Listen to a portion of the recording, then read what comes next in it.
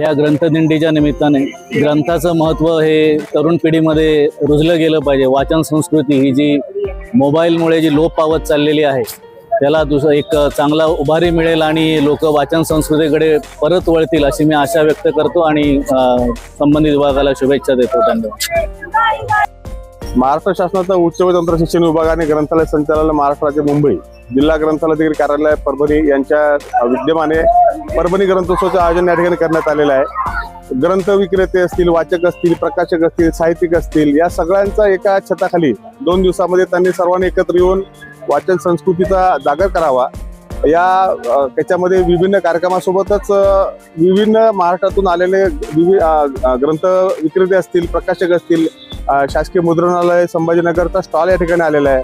याचा उद्देश असा आहे की लोकांनी या कार्यक्रमासोबतच पुस्तक खरेदी करावी, वाचन संस्कृती वाढावीच लागावे, यासाठी हा ग्रंथोत्सवाचा मुख्य आयोजनाचा हेतू आहे। आणि तो या दिंडी आता सुरुवात झालेली आहे। आता नंतर उद्घाटन आणि इतर कार्यक्रम यामध्ये संपन्न होणार आहेत। तर मी परभणीकरांना विनंती करतो की आपण या दोन्ही दिवसामध्ये आपल्या पाल्यांना, आपल्या सर्व मित्रांना घेऊन या वाचन संस्कृतीच्या अभियानामध्ये आम्हाला सहकार्य करावं। धन्यवाद।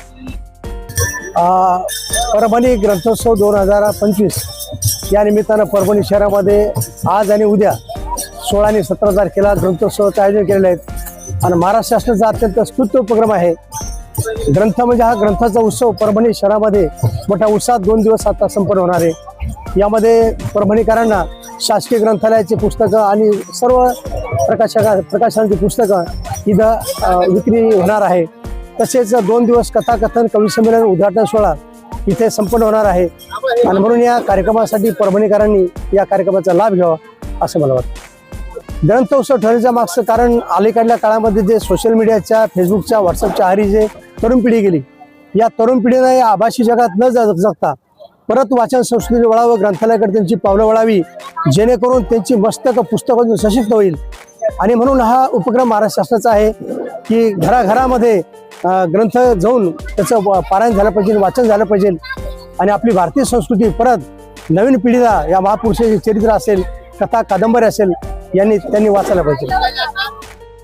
आजच्या 3-4 शाळेने जवळजवळ शाळेतील विद्यार्थ्यांनी सहभाग घेतला होता आणि उत्स्फूर्तपणे सहभाग त्यांनी नोंदवलेला आहे आणि वाचन संस्कृती वाढवण्याच्या दृष्टीनं याला नक्कीच फायदा होईल।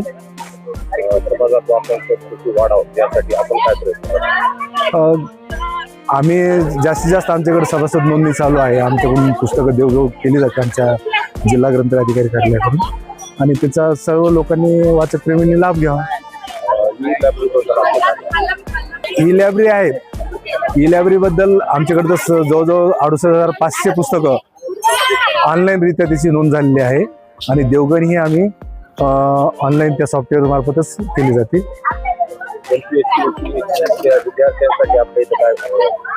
आमच्याकडे त्यांच्याकडे सेपरेट अभ्यासिका आहेत, त्यांच्याकडे ग्रंथ आपण बऱ्यापैकी उपलब्ध केलेले आहेत आणि आणखीन दरवर्षी आम्ही नवीन नवीन स्पर्धा परीक्षा पुस्तकं खरेदी करून त्यांना उपलब्ध करून दिले जाते। परभणी जिल्ह्यामधील सर्व स्पर्धा परीक्षार्थी, सर्वसामान्य वाचक यांनी हा जिल्हा ग्रंथालयात येऊन वाचन सेवेचा लाभ घ्यावा असं मी त्यांना म्हणतो। येणाऱ्या 2 दिवस नेमका शेड्यूल कसा असेल, काय आज 11 वाजता उद्घाटन आहे।